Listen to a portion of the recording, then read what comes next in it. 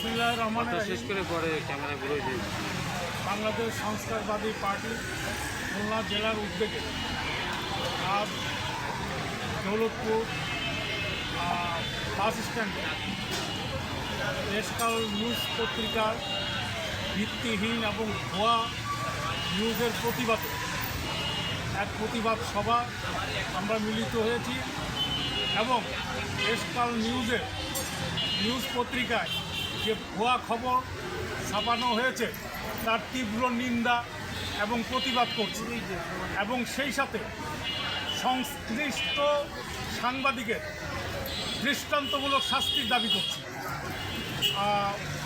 তার কারণ বাংলাদেশ সংস্কার পার্টি কেন্দ্রীয় কার্যালয় সেগুনবাগিচায় প্রতিদিন সেখানে নেতাকর্মীদের উপস্থিত আনাগোনা চলছে এবং সবাই সেখানে যাচ্ছে।